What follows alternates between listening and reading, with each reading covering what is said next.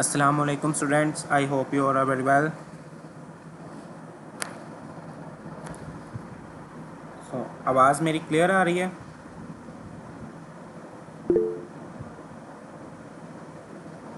Okay, सो screen visible है.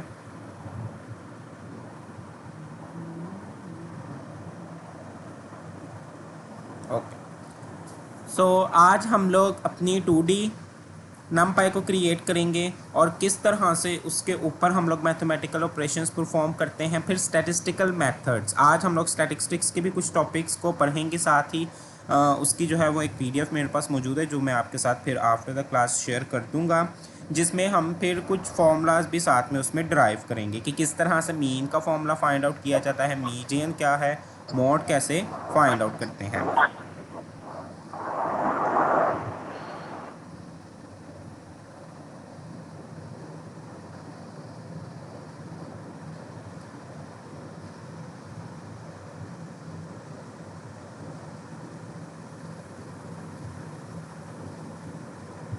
So just wait a minute.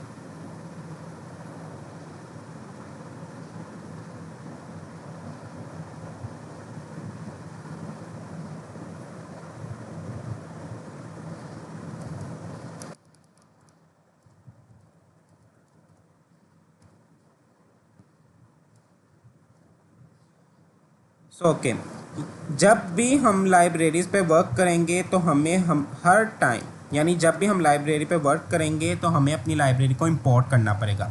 एक time पे हम लोगों ने वर्क किया नमपाई या पांडास कोई भी लाइब्रेरी पे, तो वो उस टाइम हमें इंपोर्ट करनी पड़ेगी. लेकिन जैसे ही हम अपनी इस नोटबुक को बंद कर देंगे, क्लोज करेंगे और दोबारा ओपन करेंगे आफ्टर सम टाइम या लेटर ऑन, जब भी ओपन दोबारा हम करेंगे तो दोबारा से हमें अपनी लाइब्रेरीज को इंपोर्ट करना पड़ेगा. तो यहाँ पे सबसे पहले मैंने अपनी लाइब्रेरी को इंपोर्ट कर लिया है.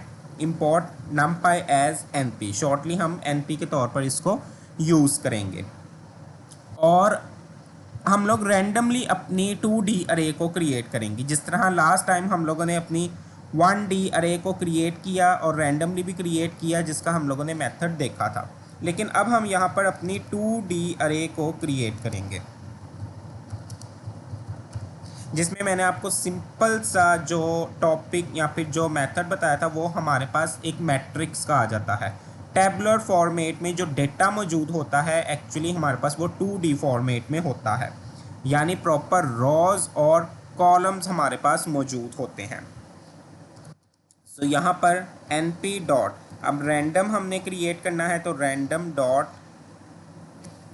रैंड इंट, क्योंकि मुझे यहाँ पर न्यूमेरिक नंबर्स चाहिए, फ्लॉट वाले नंबर्स नहीं चाहिए. अब इसमें कुछ आर्गुमेंट्स जाएंगे, वो आर्गुमेंट सेम एग्जैक्ट वही होंगे. लो यानी सबसे मिनिमम नंबर कौन सा होना चाहिए, तो यहाँ पर मैंने कह दिया 5.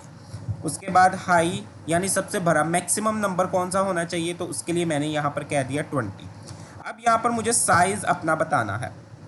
तो जब हमने 1D अरे क्रिएट की थी तो वहाँ पर हमने बेसिकली साइज़ उसको बताया था नंबर्स में, यानी कि 10, 9, तो वो उस अरे का साइज़ क्रिएट करता था. लेकिन यहाँ पर जब हम 2D अरे को रैंडमली क्रिएट करेंगे तो फिर हमें साइज़ बताना पड़ेगा रोज़ और कॉलम्स में, यानी पैरेंथेसिस के अंदर. सबसे पहले हमेशा रो का नंबर आता है और उसके बाद कॉलम्स का यहाँ पर नंबर आता है. तो ये हमारे पास 2D अरे है, जिसमें 0 से रिप्रेजेंट यहाँ पर कॉलम्स होंगे, ये कॉलम्स, और 1 से हर एक रो हमारे पास यहाँ पर रिप्रेजेंट होगी.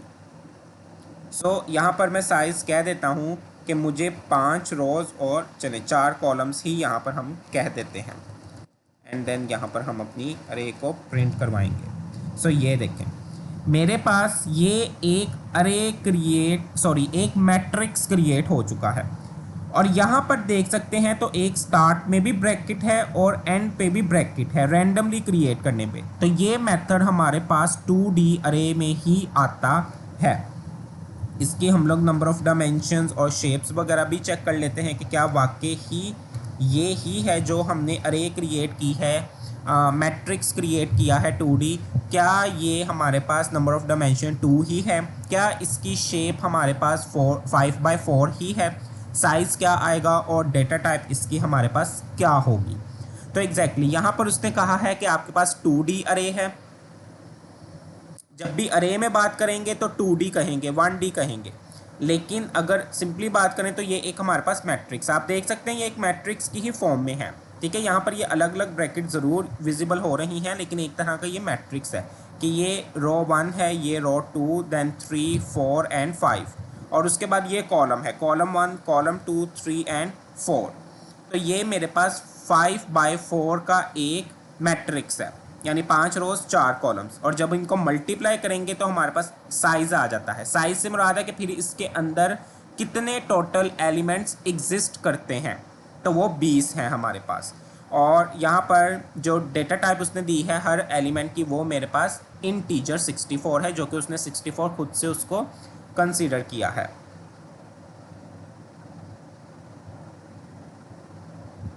So is it clear? Same वही मेथड था जो लास्ट क्लास में हम लोगों ने रैंडमली अरे 1D अरे को क्रिएट करने के लिए यूज़ किया था। सिर्फ डिफरेंस क्या है कि इस बार हम इसको साइज़ बता देंगे कि तुमने साइज़ जो है वो रो बाय कॉलम का रखना है।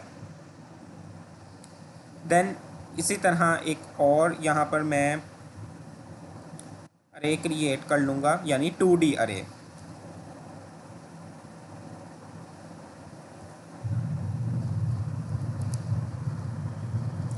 यहाँ पर मैंने 2D अरे क्रिएट कर ली, लेकिन हम यहाँ पर कह देते हैं 4/5। तो ये मेरे पास अब यहाँ पर 4 रोज और 5 कॉलम्स आ चुके हैं। तो बेसिकली इस पर हमने इम्प्लीमेंटेशन करनी है। सबसे पहले तो मैथमेटिकल फंक्शन इस पर इम्प्लीमेंट करते हैं या ऑपरेशन इम्प्लीमेंट करते हैं कि क्या जिस तरह हम लोगों ने अरे के मेथड्स देखे थे कि पहले एलिमेंट में ऐड हो रहा था, या फिर स्केलर ऑपरेशन अगर हमने परफॉर्म किया था, तो यहाँ पर हम देखते हैं किस तरह से ये मेरे पास परफॉर्म होंगे। अच्छा, एक तो हम लोगों ने प्लस माइनस सिंबल्स का भी यूज़ किया था। सेकंड, हम यहाँ पर बिल्ट इन फंक्शन भी यूज़ कर सकते हैं, तो उसके लिए np डॉट, तो यहाँ पर एडिशन के लिए ऐड यूज़ होगा, सब्ट्रैक्शन के लिए सब्ट्रैक्ट यूज़ होगा, मल्टीप्लिकेशन के लिए मल्टीप्लाई यूज़ होगा, और डिवीज़न के लिए डिवीज़न यूज़ होगा। तो यहाँ पर ये मेरे पास मेथड्स आ चुके हैं। np डॉट ऐड मतलब जमा करना, और जमा किस किस को करना है? अरे 1 को, ये जो मेरे पास 2D अरे है, क्योंकि इस टाइम अरे 1 का मेरे पास वेरिएबल एक नया क्रिएट हुआ है, और अरे 2 को ऐड करना है। तो यहाँ पर अभी हम सिर्फ इसी को क्रिएट करके देखते हैं। तो यहाँ पर मेरे पास एरर आ जाएगा। अब ये एरर क्या आया है, कोई बता सकता है?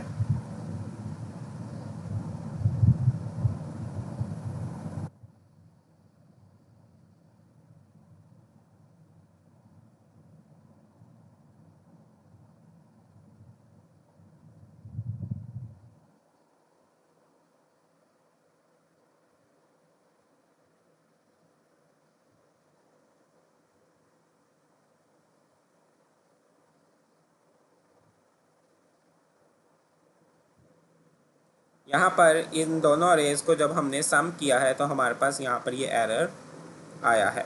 So what this error is called,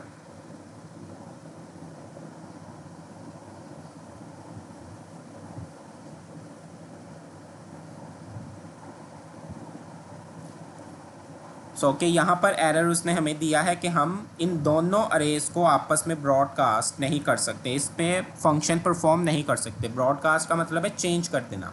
तो क्यों नहीं कर सकते? क्योंकि पहली अरे की जो हमारे पास शेप है एग्जैक्टली वो हमारे पास 5/4 का था, लेकिन सेकंड वाला मेरे पास 4/5 का है, तो इसलिए मेरे पास यहाँ पर ये मेथड अप्लाई नहीं हो सकता। लेकिन यहाँ पर अगर मैं कर दूँ अरे 2, बल्कि यहाँ पर ओके, इसी को हम रीशेप कर देते हैं, बजाय इसके कि एक नई अरे दोबारा से 2D अरे क्रिएट करें, हम यहाँ पर अपनी एग्जिस्टिंग अरे के ही शेप को रीशेप कर देते हैं कि पहले अरे 2 मेरे पास 4/5 की थी, अब मैं उसको 5/4 का कर देता हूँ, रहेगी वो मेरे पास रैंडमली ही एलिमेंट्स की वो अरे मेरे पास मौजूद रहेगी। अब मैं यहाँ पर अगर इनको ऐड करूँ कि ऐड करने पे अब मेरे पास क्या आंसर आ जाएगा, तो बिल्कुल मेरे पास अब यहाँ पर आंसर आ चुका है। लेकिन ये एडिशन किस तरह से हुआ है, एलिमेंट वाइज ही हुआ है कि दूसरी अरे का जो पहला एलिमेंट है वो पहली अरे के पहले एलिमेंट से ही ऐड होगा, सेकेंड वाला सेकेंड एलिमेंट से, थर्ड वाला थर्ड से, and up to so on. इस तरह से हमारे पास ये एडिशन होते हैं। तो जो एक्चुअल हमारे पास टेबुलर फॉर्मेट में जो डेटा मौजूद होता है, उस डेटा के ऊपर भी जब हम लोग ऑपरेशंस परफॉर्म करते हैं तो वो एग्जैक्टली सेम रिकॉर्ड्स वालों को ही ऐड करता है। यानी अगर मैं एक ही टेबल के अंदर एक नया कॉलम क्रिएट कर रहा हूँ और उस कॉलम को क्रिएट करने में जो मुझे वैल्यूज़ चाहिए वो उसी एग्जिस्टिंग टेबल के अंदर दो कॉलम्स की हैं, यानी उनको मुझे मल्टीप्लाई करना है या प्लस करना है, तो बिल्कुल सेम वैल्यूज़ जो एक रिकॉर्ड की होंगी वो ही आपस में ऐड होंगी। तो यहाँ पर अरे भी हमें यही बता रहा है कि ये पहला एलिमेंट आपके सेकेंड अरे के पहले एलिमेंट से ही ऐड होकर आंसर 30 आया है। तो यहाँ पर ये है मेरे पास, ये 16 है, तो 16 में हम ये 14 ऐड करेंगे तो आंसर 30 ही आएगा। इसी तरह हमारे पास एडिशन भी इम्प्लीमेंट होगा, सब्ट्रैक्शन भी। उसके लिए np.subtract, क्योंकि ये numpy लाइब्रेरी के अंदर यूज़ होने वाले मॉड्यूल हैं, एट्रीब्यूट्स हैं, मेथड्स हैं बिल्ट इन, तो इसलिए np.subtract और फिर ब्रैकेट्स के अंदर हम ये अरे 1 और अरे 2 लिखेंगे। सो नेक्स्ट इसमें हम स्टैटिस्टिकल मेथड्स का यूज़ करते हैं। ये अब हमने देखना है कि किस तरह से ये 2D के ऊपर परफॉर्म होते हैं, जिसमें सबसे पहले है हमारे पास सम भी आ जाता है, मीन भी है, मीडियन भी है। यहाँ पर हम सम पहले कर लेते हैं कि किस तरह से सम इम्प्लीमेंट करेंगे। अब सम का मतलब है जमा करना, तो वो क्या करेगा, इन तमाम तर वैल्यूज़ को, पूरी की पूरी वैल्यूज़ को जो अरे 1 की है मेरे पास, दिस वन 16, 19, 16, 6, 12, 17, इन सब को क्या करेगा, प्लस करेगा, और प्लस करने के बाद मुझे वो यहाँ पर टोटल आंसर क्या दे रहा है, 237। अब ये 237 मेरे पास क्या है, ये पूरे के पूरे मैट्रिक्स का जो सॉल्यूशन आया है सम करने के बाद, वो मुझे उसने यहाँ पर आंसर डिस्प्ले करवाया है। इसी तरह यहाँ पर np.sum और हम अरे 2 का भी कह देते हैं। तो अरे 2 मेरे पास ये है, बल्कि अरे 2 ये है 14, 12, 19, 12। लेकिन ये मेरे पास ओवरऑल पूरे मैट्रिक्स का आंसर आ रहा है सम करने के बाद। अब मुझे अगर यहाँ पर रो वाइज नंबर्स को क्या करना है, सम करना है, ठीक है। मुझे अगर अब यहाँ पर रो वाइज, पहले तो ये ओवरऑल कर रहा है 36 को भी 16, यानी यही कि अगर एग्जांपल दूँ तो 24, 19, 20, 23, 30, 26, 23 और 29 अप टू सोन, ये सबको सम करने के बाद मुझे यहाँ पर 200 और समथिंग में आंसर दे रहा है। लेकिन अगर मुझे यहाँ पर अब आंसर चाहिए रो वाइज, सबसे पहले हम यहाँ पर प्रिंट करवा लेते हैं अरे 1 को। तो यहाँ पर मुझे अगर सम करवाना है रो वाइज एलिमेंट को, तो हम np.sum लिखेंगे, और इसकी पैरेंथेसिस में मैंने यहाँ पर पहले दे दिया है अपना अरे का वेरिएबल नेम। यहाँ पर मैंने अपनी अरे बता दी है 2D अरे जो थी, जो कि यहाँ पर ये ऊपर आपको नज़र भी आ रही है, ये वाली अरे। और उसके बाद यहाँ पर अब मैं बताऊँगा उसको एक्सिस बताऊँगा। 0 एक्सिस रिप्रेजेंट करता है कॉलम वाइज, यानी ये 16, 12, 18, 11, 5, ये मेरे पास 0 एक्सिस है। तो यहाँ पर हमारे पास जो एक और आर्गुमेंट जाएगा वो हमारे पास जाएगा एक्सिस इक्वल 0। तो ये मेरे पास यहाँ पर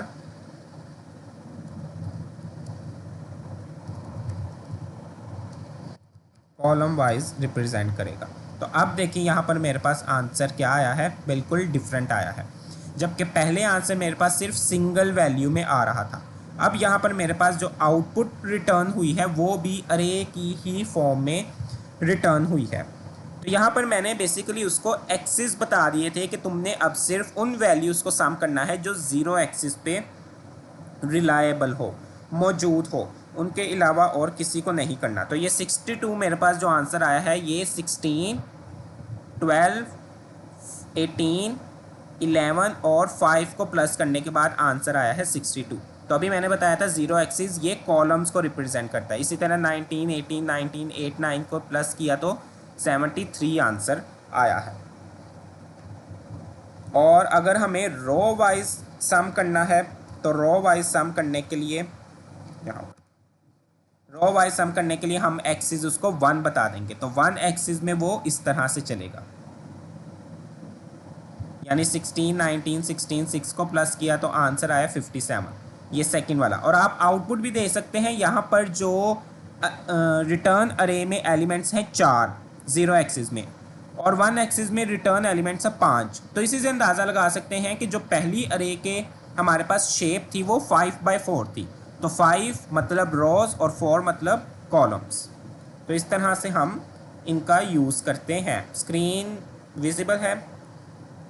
सबको विजिबल नहीं हो रही क्या? Let me clear.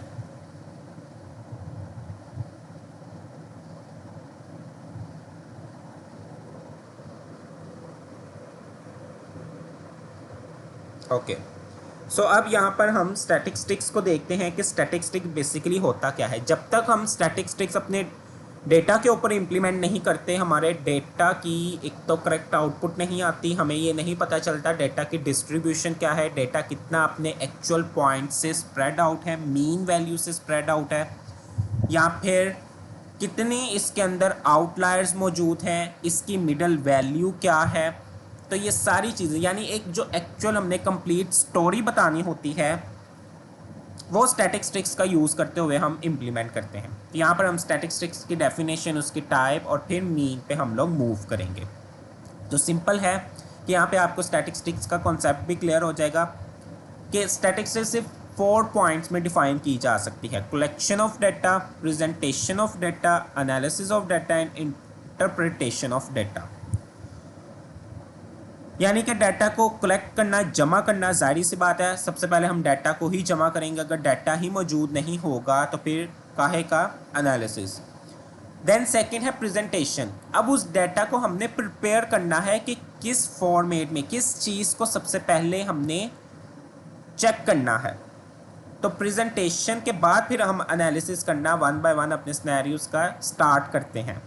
यानी अगर हम पाइथन का यूज़ करें तो उस पर कोड लिखना स्टार्ट करेंगे, अपने डाटा को इंपोर्ट करेंगे, इंपोर्ट करने के बाद हम उस पर वर्किंग करेंगे, उसके ओवरव्यू लेंगे, उसको एक्सप्लोर करेंगे, उसको चेक करेंगे, डाटा सिलेक्शन करेंगे, फिल्ट्रेशन करेंगे, ग्रुपिंग करेंगे, पिवट टेबल्स का यूज़ करेंगे, एनालाइज करेंगे, यानी कि विजुअलाइजेशन करेंगे। तो ये एनालिसिस में आ जाता है। और देन उसके बाद इंटरप्रिटेशन, यानी फिर उसकी 1 बाय 1 आउटपुट को डिस्प्ले करेंगे, रिपोर्ट क्रिएट करेंगे, स्टोरी बताएंगे कि क्या डेटा कह रहा है। तो ये 4 एक्चुअल पॉइंट्स में आप किसी को भी वेरीफाई या फिर डिफाइन कर सकते हैं कि स्टैटिस्टिक्स एक्चुअल में है क्या। डेटा कहते हैं set of information which help us to take any decision, यानी वो एक ऐसी मालूमात का मजमूआ, ठीक है, सेट हो सकता है, यानी एक ही इंफॉर्मेशन नहीं हो सकती, मल्टीपल्स हो सकती हैं। जबकि डिफरेंट जब क्वेश्चंस हो तो हम उनके डिफरेंट हर क्वेश्चन का आंसर देते हैं। ये नहीं है कि एक क्वेश्चन के मल्टीपल्स आंसर हम लोग बार बार लिखते जाएंगे, या एक आंसर के मल्टीपल क्वेश्चंस हो सकते हैं। तो वो इंफॉर्मेशन, वो मालूमात जो एज आउटपुट हम यूज़ करते हैं, वो हमारी मदद करती है कोई भी डिसीजन लेने में। तो 2 तरह के डाटा होते हैं, qualitative and quantitative. Qualitative data जिसको न्यूमेरिकली मेजर नहीं किया जा सकता, वो हमारे एक्सप्रेशंस होते हैं, वो हमारे ऑनेस्टी होती है, विजडम, कलर। और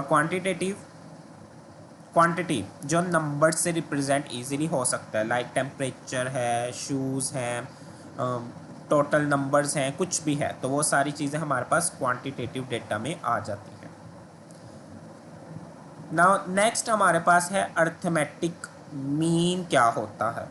मीन भी कह सकते हैं, अर्थमेटिक मीन भी यही होता है, जमा करना, सम करना और फिर उसको उसके टोटल पे डिवाइड कर देना। तो इसको हम एक ये भी कह सकते हैं कि एवरेज वैल्यू क्या है। एक्सेल में भी हमने यही चीज़ पढ़ी थी कि sum of all the values and divided by their total numbers. जिस तरह अगर मैं एक अरे की ही बात करूं, सिंगल अरे यहाँ पर हम ले लेते हैं, तो उसके ऊपर हम किस तरह से मीन फाइंड आउट करेंगे। जिस तरह यहाँ पर मैंने एक अरे ले ली,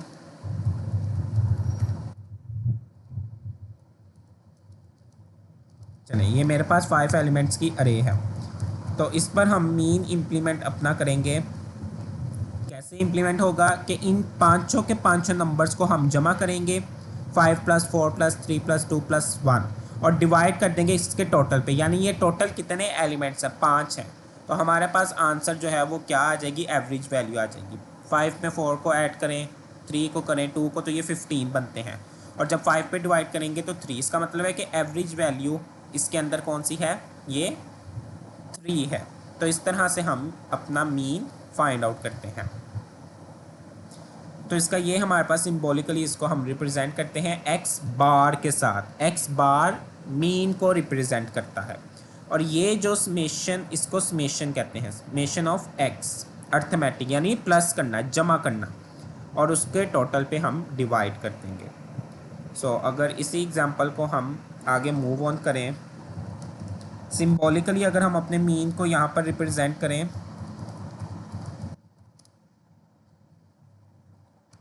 तो वो कुछ यूँ होगा। यहाँ पर मैं ले लेता हूँ मीन अरे 3 इक्वल, बल्कि यहाँ पर सम।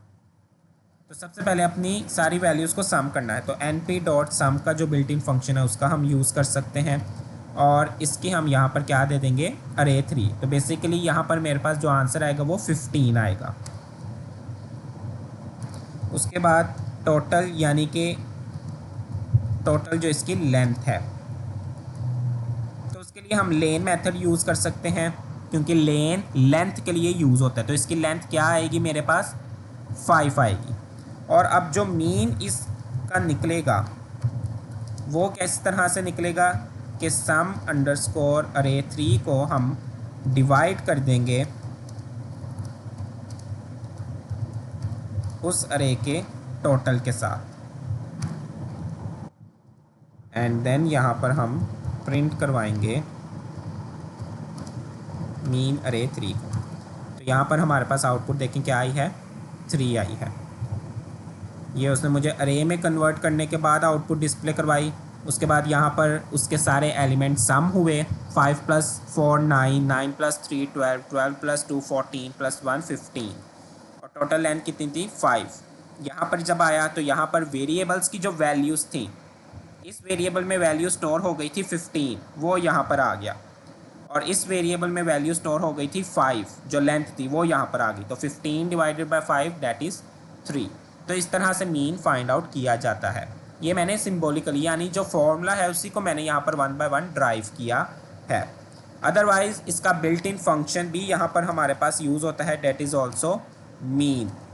तो वो भी हम यूज़ करेंगे np.mean, और मीन की पैरेंथेसिस में हम अपना अरे का वेरिएबल पास करेंगे। तो देखें, यानी कि बिल्ट इन फंक्शन का जो यूज़ करते हुए हमने अपनी अरे का मीन, एवरेज वैल्यू निकाली है, वो भी आई है 3, और सिंबॉलिकली 1 by 1 फॉर्मूले को यहाँ पर इम्प्लीमेंट करते हुए जो वैल्यू आई है वो भी आई है 3। इसका मतलब है कि बिल्ट इन फंक्शन के ऊपर जो बैकएंड पे फॉर्मूला रिप्रेजेंट हो रहा है वो एग्जैक्टली यही वाला हो रहा है। ठीक है, तो बिल्ट इन फंक्शन इसलिए हम यूज़ करते हैं कि एक तो टाइम सेविंग हो जाती है कि हमें 1 by 1 फॉर्मूला इतना लंबा लिखने की ज़रूरत बिल्कुल भी नहीं पड़ती। जस्ट बिल्ट इन फंक्शन को कॉल करते हैं, हमारा सेकंड्स के अंदर काम हो जाता है। Is it clear?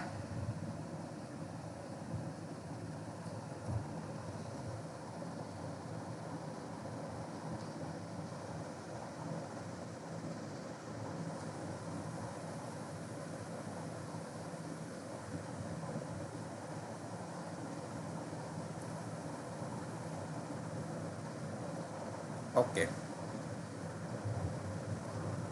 Then next है हमारे पास मीडियन। मीडियन कहते हैं मिडल वैल्यू को फाइंड आउट करना अपने डेटा में से, यानी अपने डेटा को 2 इक्वल पार्ट्स में डिवाइड करते हैं। तो जाहिर सी बात है वो जो इक्वल पार्ट्स में डिवाइड किया जा रहा है तो कोई ना तो कोई दरमियानी वैल्यू मौजूद होगी जो लेफ्ट साइड और राइट साइड दोनों साइड पे इक्वली पार्ट्स को डिवाइड करता है, तो उसको हम कहते हैं मीडियन। लेकिन वो डेटा अरेंज होना चाहिए हमारे पास। अगर डेटा अरेंज होगा तो फिर ही हम उसको क्या कर पाएंगे, मीडियन उसमें से हम फाइंड आउट कर पाएंगे। लेकिन कुछ ऐसे बिल्ट इन फंक्शंस होते हैं कि जिनमें बैकएंड पे अरेंज मेथड पहले से ही रिप्रेजेंट हो जाता है। ये एक ग्राफ है जो शो कर रहा है कि अगर लेफ़्ट साइड पे टेल ज़्यादा होगी तो वो नेगेटिव मीडियन कहलाएगा, और अगर राइट साइड पे ज़्यादा होगी तो वो पॉजिटिव कहलाएगा। तो मिडल में हमारे पास ये एक मीडियन वैल्यू होती है। अब इसका जो फॉर्मूला हमने यूज़ करना है वो हमारे पास ये अनग्रुप डाटा यूज़ होगा। अगर आपके पास ऐसा डाटा, जिस तरह हम लोग स्टैटिस्टिक्स के अंदर कुछ क्वेश्चन सॉल्व करते थे जिसमें लोअर बाउंड्रीज होती थी, अपर बाउंड्रीज होती थी, ठीक है, तो उसके लिए फिर हमारे पास ये ग्रुप का ये जो डाटा है वो यूज़ होगा। लेकिन जो हमारे पास एक्चुअल डेटा सेट्स होते हैं उसके ऊपर मोस्टली यही वाला डाटा इम्प्लीमेंट होता है। अच्छा, मीन का जो हमारे पास सिंबल यूज़ होता है वो ये है एक्स, और ये हमारे पास निगेशन का जो साइन है ये मीन है हमारे पास, मीडियन। अब इसका जो फॉर्मूला है, n का मतलब है टोटल वैल्यूज़ यानी कि लेंथ, उसके अंदर हम 1 को प्लस करते हैं और 2 पे उसको डिवाइड करेंगे। अच्छा, यहाँ पर कोई बता सकता है कि 2 से ही डिवाइड क्यों कर रहे हैं? क्योंकि इतना तो स्टैटिस्टिक्स का पता तो होगा। तो यहाँ पर मीडियन में हम n+1 डिवाइडेड बाई 2 ही क्यों कर रहे हैं? स्क्रीन का मैं इसलिए पूछ रहा हूँ सबसे कि अगर सबको ये इशू हो रहा है तो बता दें। अगर एक ही पर्सन को इशू है तो वो फिर आपके इंटरनेट का मसला होगा। वैसे भी आज के इंटरनेट भी थोड़ा सा स्लो हुआ पड़ा है, बल्कि और भी बहुत से मसाइल हैं।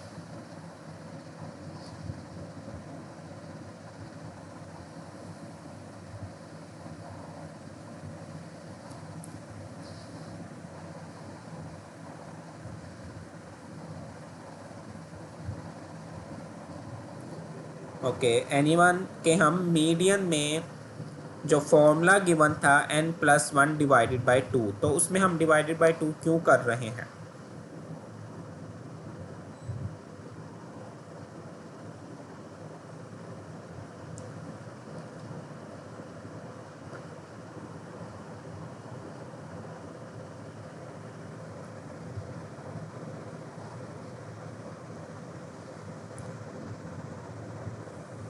Okay, no idea. अभी मैंने जो मीडियन को डिफ़ाइन किया है उसी में आंसर है कि मीडियन को हम अपने डेटा को 2 इक्वल पार्ट्स में डिवाइड करते हैं। तो इसलिए हम यहाँ पर डिवीजन में जो फॉर्मूले में हमारे पास 2 आया है वो इसलिए आया है कि 2 इक्वल पार्ट्स में हम डिवाइड करते हैं। तो यहाँ पर हम मीडियन को अब रिप्रेजेंट कर लेते हैं, जिसके लिए हमारे पास सिंपल फॉर्मूला था। यहाँ पर हमारे पास ये टोटल अरे मौजूद है। ओके, मीडियन 3 यहाँ पर हम कॉल कर लेते हैं टोटल अरे 3 + 1 और डिवाइड करेंगे उसको 2 से। तो यहाँ पर हम ब्रैकेट्स लगा देते हैं। यहाँ पर मीडियन अंडरस्कोर अरे 3, तो इसको हम रन करते हैं। तो आउटपुट मेरे पास क्या आई है? 3 आई है। तो बेसिकली यहाँ पर फॉर्मूले के ऊपर ये मेरे पास एक वर्ड लिखा हुआ है इसकी पावर में TH और आइटम। इसका मतलब है कि इस फॉर्मूले में जो n की जगह मैं वैल्यू पुट करूँगा अपने टोटल डेटा की लेंथ, उसमें 1 प्लस करूँगा, 2 पे डिवाइड करूँगा, तो एक्चुअल डेटा सेट के अंदर से वो मुझे वैल्यू रिप्रेजेंट करेगा 3, यानी कि ये थर्ड आइटम पर मेरे डाटा को क्या कर रहा है? डिवाइड कर रहा है 2 इक्वल पार्ट्स में। मेरे पास ये एक्चुअल अरे थी यानी डाटा मौजूद था, अब मुझे इसको दो इक्वल पार्ट्स में डिवाइड करना है, तो ये कहाँ पे आके इक्वल पार्ट्स को डिवाइड कर रहा है, ये 3 वाली, ये थर्ड आइटम पे आकर दो इक्वल पार्ट्स में डिवाइड कर रहा है। यानी कि लेफ्ट साइड पे भी फिर दो एलिमेंट्स आ रहे हैं और राइट साइड पे भी दो एलिमेंट्स आ रहे हैं। तो इसलिए ये 3 जो है, ये थर्ड वाली जो आइटम है, एलिमेंट है, ये इस पूरे डाटा को 2 इक्वल पार्ट्स में डिवाइड कर रहा है। तो वो हमें आइटम, वो नंबर बताता है, आउटपुट में गिवन दे करता है। नंबर पॉइंट में भी हो सकता है और विदाउट पॉइंट भी हो सकता है। और इसी तरह हमारे पास np डॉट मीडियन का यहाँ पर बिल्ट इन फंक्शन यूज़ होता है। तो आंसर मेरे पास उसमें भी 3 ही आया है। तो बेसिकली यहाँ पे 1 बाय 1 जो फॉर्मूला मैं डिराइव करके बता रहा हूँ और फिर बिल्ट इन फंक्शन का भी यूज़ कर रहा हूँ, तो वो इसी बात की दलील है कि हमारे पास बिल्ट इन फंक्शन में बिल्कुल यही वाले फार्मूलाज इस्तेमाल हो रहे हैं। Is it clear?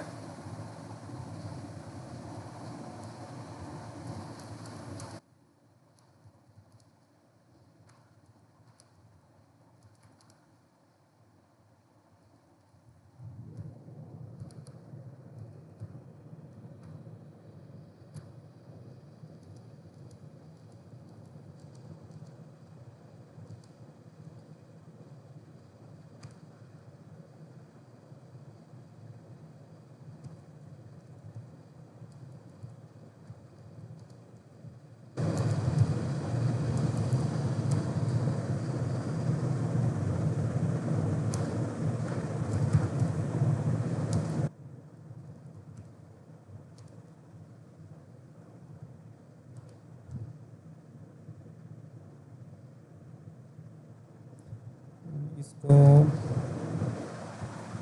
Just wait.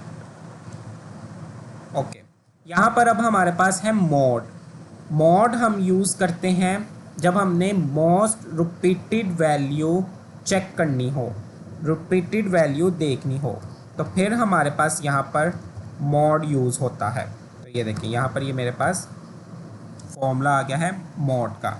तो यहाँ पर मोड जो है वो numpy लाइब्रेरी के अंदर यूज़ नहीं होता बिल्ट इन फंक्शन, इसलिए यहाँ पर मैंने scipy लाइब्रेरी है हमारे पास जो स्टैटिस्टिक्स के लिए ही यूज़ होती है, उसमें से मैंने स्टैट्स को इंपोर्ट कर लिया। इस स्टैट्स के अंदर मेरे पास ये मोड का बिल्ट इन फंक्शन है। तो इसमें वो मुझे बताएगा कि मेरे पास कितनी यहाँ पर रिपीटेड वैल्यूज़ मौजूद हैं। तो उसने मुझे बताया है कि यहाँ पर 2 जो है, जो सबसे ज़्यादा मोस्ट रिपीटेड वैल्यू है, तो 2 यहाँ पर मल्टीपल्स टाइम है। हालांकि यहाँ पर 3 भी है, लेकिन सबसे ज़्यादा मेरे पास क्या है, 2 है। तो उसके लिए यहाँ पर हम मोड का यूज़ करते हैं। और यहाँ पर फिर मैंने उसको एक्सिस बता दिए हैं, क्योंकि 1D अरे में ये मेरे पास पूरी 0 एक्सिस है, तो उसके लिए यहाँ पर स्क्वायर ब्रैकेट में मैंने 0 बता दिया है। तो उसने फिर सिर्फ मुझे एक ही मोड यहाँ पर गिवन किया है। तो मल्टीपल्स मोस्ट रिपीटेड वैल्यूज़ भी हो सकती हैं, आउटपुट में वो हमें वही गिवन करेगा। तो यहाँ तक मोड तक ये मेथड क्लियर है।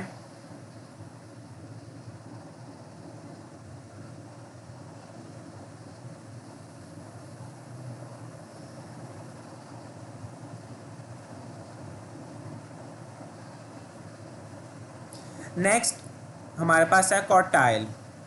क्वार्टाइल कहते हैं अपने डाटा को 4 इक्वल पार्ट्स में डिवाइड करना, और यही मेथड हमारे पास आउटलायर्स को डिटेक्ट करने के लिए भी यूज़ होता है। आउटलायर्स क्या हैं, जो एक्सट्रीम वैल्यूज़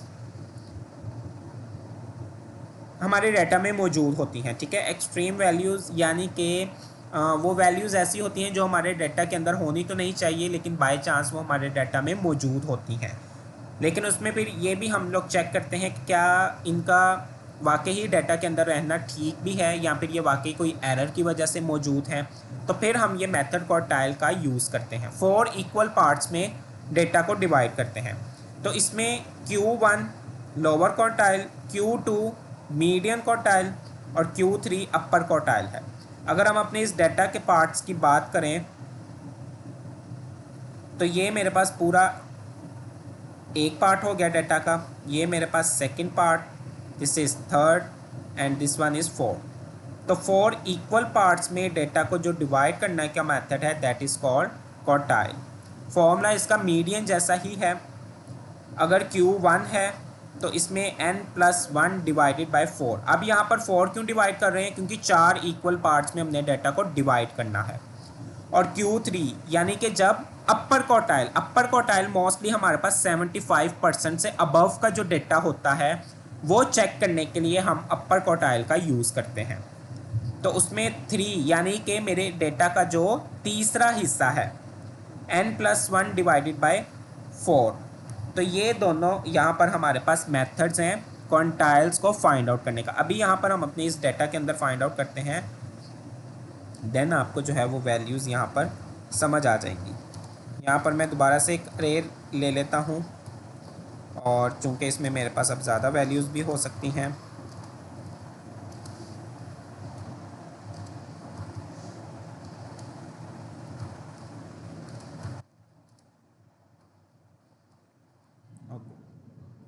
ये मेरे पास यहाँ पर डेटा है।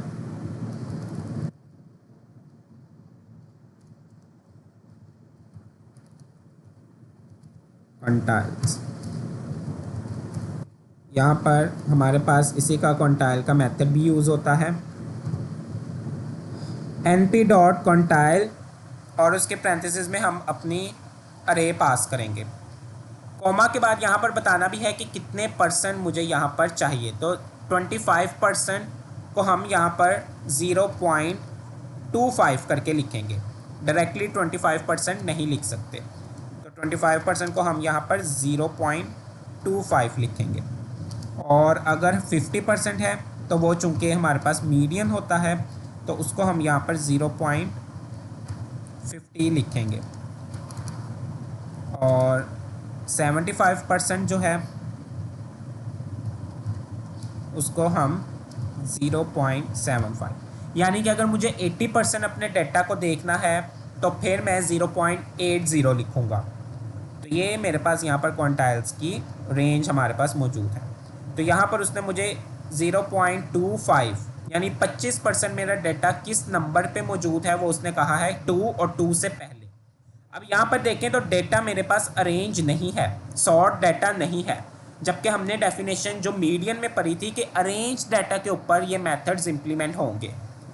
और चूंकि वहीं पे मैंने आपको बता दिया था कि वो खुद ब खुद हमारे डाटा को क्या करता है, अरेंज कर लेता है। तो यहाँ पर अरेंज या सॉर्ट अगर हम ना भी करें तो फिर भी आंसर उसने मुझे बिल्कुल ठीक दिया है।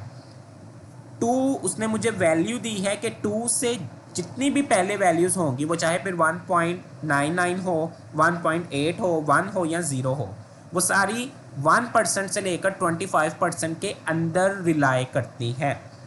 तो इसका मतलब है कि जो मैंने अपने डेटा का 25% हिस्सा देखा है वो उसने मुझे कहा है कि 2 नंबर तक है। Is it clear? क्योंकि अगर आप देखें तो इस अरे के अंदर मेरे पास ये देखें 365 भी मौजूद है, तो उसने उसी के मुताबिक मेरे इस डाटा को क्या किया है, रेंज किया है।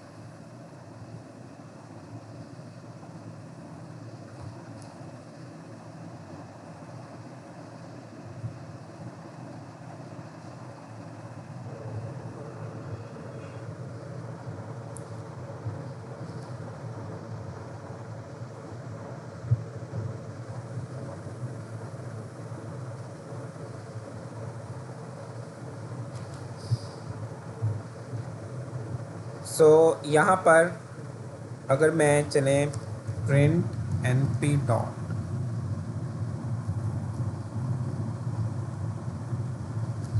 यहाँ पर मैं अब जो है वो 28% अगर अपने डाटा को देख लूँ कि मेरे पास 28% डाटा क्या है, तो देखें उसने वो मुझे 28% क्या बताया है, 9.9200। तो अब 28% उसने मुझे इसी डाटा की रेंज में से बताया है, जबकि 25% क्या था, 2 तक था। तो जाहिर सी बात है 25 के बाद 26 से लेकर 50 के दरमियान की रेंज मेरे पास मौजूद होगी, जिसके अंदर उसने मुझे यहाँ पर ये 9 बता दिया है। चलिए इसका मीडियन भी फाइंड आउट कर लेते हैं, जो कि अगर मैं यहाँ पर डायरेक्टली मीडियन का ही यूज़ कर लूँ तो वो मेरे पास 50% डेटा ही बनता है, यानी कि 0.50 अगर हम क्वांटाइल का यूज़ करें। तो वो इसमें देखें मीडियन उसने मुझे क्या दे दिया है यहाँ पर 45।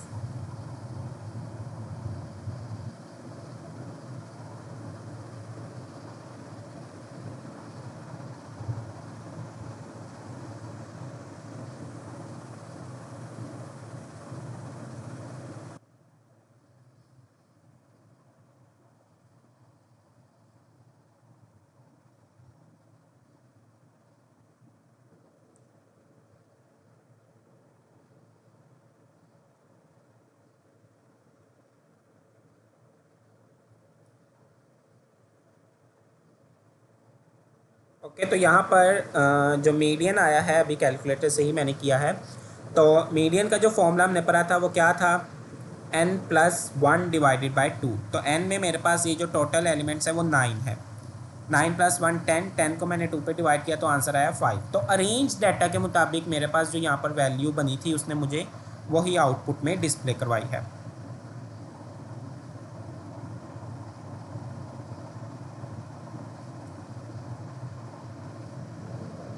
और वो फिफ्थ आइटम मेरे पास 45 ही बनती है।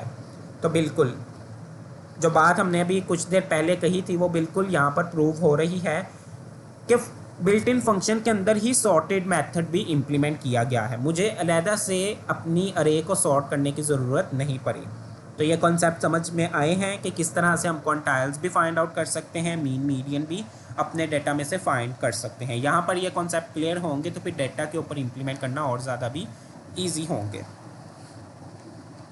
ओके, चलें, यहाँ पर ये मैंने 1 डी ले ली थी। अब 2D के ऊपर हम मीन बल्कि सम हमने फाइंड आउट कर लिया था। अब इसी तरह हम लोग मीन मीडियन भी फाइंड आउट कर सकते हैं 2D के ऊपर। तो वो हम यहाँ पर करते हैं, डायरेक्टली हम अपना मीन ले लेते हैं। यहाँ पर मेरे पास जस्ट वेट, हमारे पास थी, ओके, यहाँ पर हम अरे 1 ले लेते हैं, पहले उसको प्रिंट करवा लेंगे, अरे 1। ओके, ये मेरे पास अरे 1 है, इसका हम मीन ले लेंगे।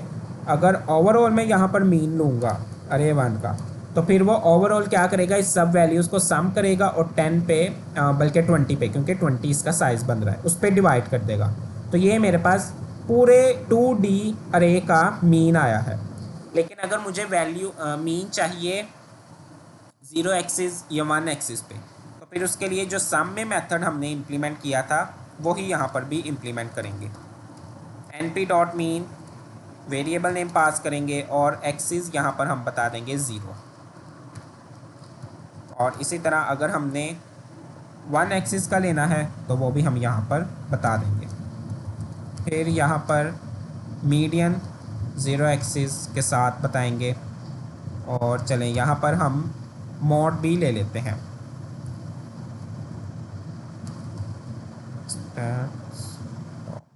यहाँ पर ये देखें, हमने मॉड भी ले लिया है।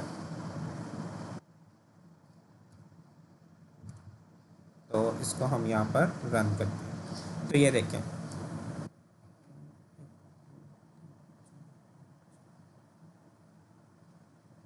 ओके, यहाँ पर देखें जो 0 एक्सिस का मीन आया है वो मेरे पास ये वैल्यूज़ हैं। 0 axis row wise, 1 axis column wise, ये मीडियन है हमारे पास। और सेम एग्जैक्ट ये मेरे पास मॉड है। अब मॉड मेरे पास यहाँ पे 0 एक्सिस में था, तो 0 एक्सिस से मुराद है कि इसमें मेरे पास मॉड क्या होगा, क्योंकि ये 0 एक्सिस है।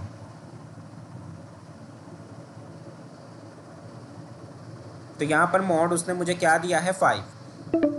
ये देखें, ये वाला मॉड उसने मुझे क्या दिया है 5। जबकि यहाँ पर देख सकते हैं कि मेरे पास कोई भी एक ऐसा नंबर नहीं है जो मोस्ट रिपीटेड हो। तो जब मोस्ट रिपीटेड नंबर नहीं होगा हमारे डाटा में, तो या तो वो एम्प्टी हमें आउटपुट दे देगा या फिर वो कोई भी रैंडमली नंबर दे देगा। तो यहाँ पर उसने मुझे ये 5 जो है वो क्या दे दिया है, रैंडमली यहाँ पर डिस्प्ले करवा दिया है। उसके बाद 19, तो चूंकि 0 वाइज ये सेकंड कॉलम है तो इसमें 19 2 टाइम्स मौजूद है। यहाँ पर भी मेरे पास कोई रैंडमली नहीं है। यहाँ पर 7 है, तो इसलिए ये देखिए लास्ट एलिमेंट 7 है। और यहाँ पर 1 एक्सिस में उसने मुझे आंसर देखे दिए हैं 16, ये मॉड बता रहा है 16। अब चूंकि 16 एक ही बार इसके अंदर है तो उसने काउंट करके भी यहाँ पर मुझे बता दिया है यहाँ पर। ओके, वन एक्सिस में, सॉरी, इस तरह से चलेगा वन एक्सिस में। तो यहाँ पर 16 टू टाइम्स है, तो उसने सबसे पहले मुझे यहाँ पर अरे का वो एलिमेंट बताया वन एक्सिस में 16, और वो कितनी बार है वो उसने टू टाइम्स बता दिया। तो उसके लिए ये वाला मेथड यहाँ पर यूज़ हुआ है। सेकंड वाली में उससे कोई भी मीन नहीं मिला, इसलिए उसने रैंडमली कोई भी नंबर ले लिया और उसको यहाँ पर बता दिया कि ये वन टाइम्स है, यानी मल्टीपल्स टाइम रिपीट नहीं हुआ। So is it clear? ये कॉन्सेप्ट समझ में आए हैं कि किस तरह से हम बिल्ट इन फंक्शन का भी यूज़ करते हुए और फॉर्मूले को भी डायरेक्टली इम्प्लीमेंट करते हुए हमारे पास आंसर दोनों के सेम ही आएंगे। 1D के ऊपर कैसे इम्प्लीमेंट करना है, 2D के ऊपर कैसे करना है, 2D में अगर हमें 0 एक्सिस वाइज चाहिए, 1 एक्सिस वाइज चाहिए, तो उन बिल्ट इन फंक्शंस के आर्ग्यूमेंट में एक्सिस हम पैरामीटर्स पुट कर देंगे, तो उसी के मुताबिक हमारे पास आउटपुट डिस्प्ले हो जाएगी। इसी तरह क्वांटाइल्स किस तरह से फाइंड आउट करते हैं,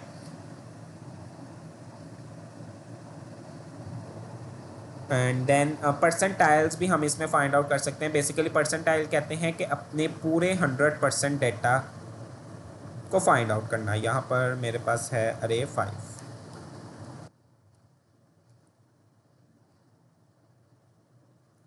यहाँ पर हम परसेंटाइल कहते हैं पूरा जो 100% डेटा हो, यानी इसमें जो फॉर्मूला अगर लगेगा तो वो हमारे पास लगता है n प्लस, कह सकते हैं हम कि n+1 डिवाइडेड बाय 100, क्योंकि वो हर एक पार्ट को पूरे 100 में क्या करेगा, डिवाइड करेगा। तो यहाँ पर सिर्फ अगर मैं 2% यहाँ पे फाइंड आउट करूँ परसेंटाइल, तो वो मेरे पास क्या आया है यहाँ पर 0.16 डेटा के मुताबिक। और अगर मैं यहाँ पर 25 ही फाइंड आउट करूँ तो वो मेरे पास यहाँ पर क्या आया है 2। तो यानी परसेंटाइल अगर हम क्वांटाइल का भी यूज़ कर लें तो वो भी सेम ही है। Is it clear? कोई क्वेश्चन हो तो पूछ लें।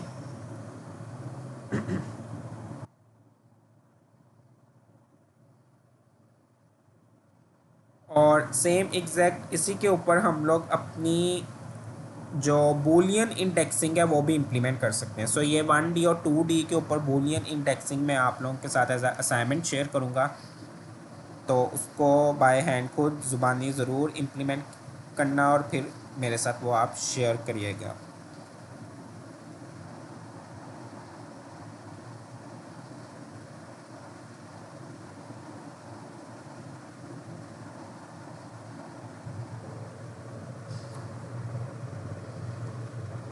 सो ओके स्टूडेंट्स, यहाँ पे हम अपनी क्लास एंड करते हैं। एक दो तीन और हमारे पास मेथड्स रह गए हैं स्टैटिस्टिक्स की, इंशाल्लाह वो हम अपनी नेक्स्ट क्लास में कवर करने के बाद स्टैटिस्टिक्स और नमपाई लाइब्रेरी कंप्लीट हो जाएगी। देन हम अपनी फिर पांडाज लाइब्रेरी और उसी के साथ साथ विजुअलाइजेशन की लाइब्रेरी को यूज़ करेंगे और अपना पाइथन के अंदर भी हम EDA परफॉर्म करेंगे।